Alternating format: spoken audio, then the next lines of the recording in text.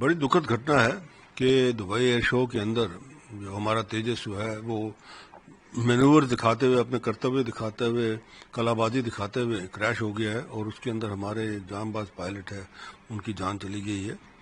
और अभी तक जो दिख रहा है, जो भी, क्योंकि अभी विजुअल्स जो दिख रहे हैं, जो भी स्क्रीन पे अलग अलग चैनल्स में दिख रहे हैं, उसमें लगता यही है कि जो जहाज़ है वो जब अपना कलाबाजी करते हुए आया है तो उसका नियंत्रण थोड़ा सा जो है वो जब मैं कहूँगा हट गया है नियंत्रण उससे, पायलट से, या पायलट ब्लैकआउट भी हो सकता है। पायलट का ब्लैकआउट का मतलब ये होता है कि जब वो जैसे जिस हिसाब से वो कलाबाजी कर रहा था तो उसके ऊपर ग्रेविटेशनल फोर्स जो है वो बहुत ज़्यादा हो जाता है, जिससे कि आप देखते हैं कि आपने देखा पायलट्स वो जी सूट डालते हैं जो टांगों में, वो ताकि वो खून जो है वो टांगों में ना चला जाए, वो खून ऊपर ही रहे। तो वो भी हो सकता है।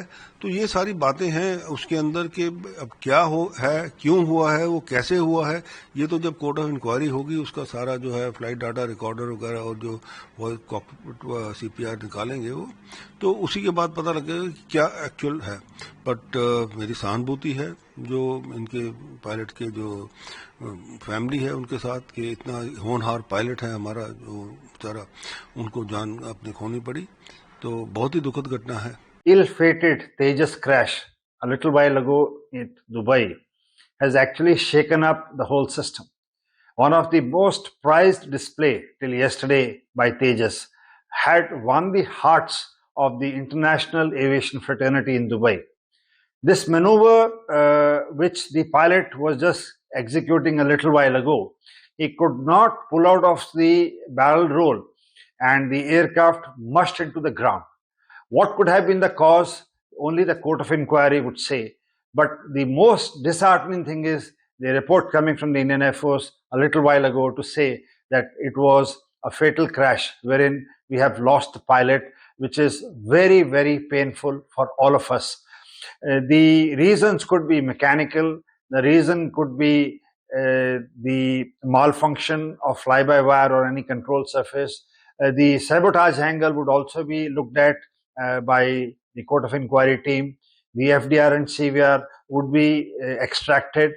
The complete team would be there in a little while from now, gathering all the available information and data to analyze, and would bring out to all of us that what exactly went wrong.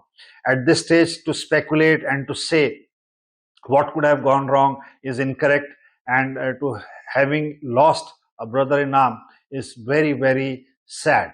This will give fodder to our enemies and to the people who don't like our growth to say that this is not a safe aircraft, which is absolutely incorrect.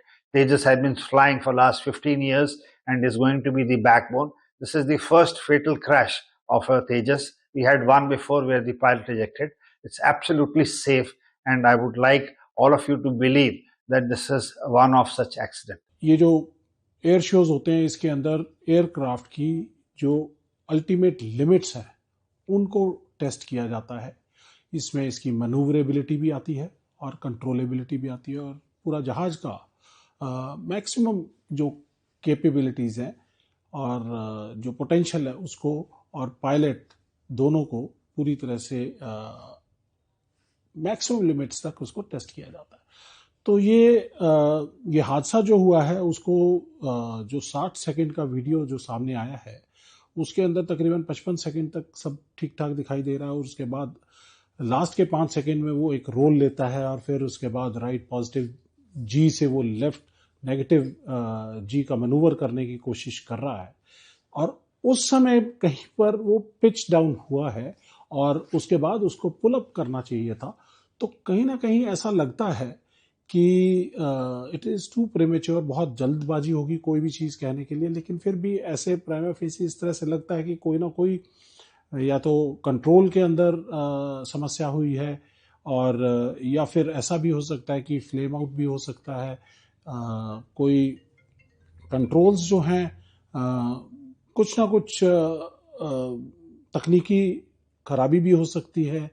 तो ये बहुत सारे पहलू हैं जो इस समय पे जो समझ में आते हैं, लेकिन एक कोर्ट ऑफ इंक्वायरी एयरफोर्स का एक सिस्टम है, कोर्ट ऑफ इंक्वायरी ऑर्डर हो चुकी है और उसके अंदर ब्लैक बॉक्स होगा।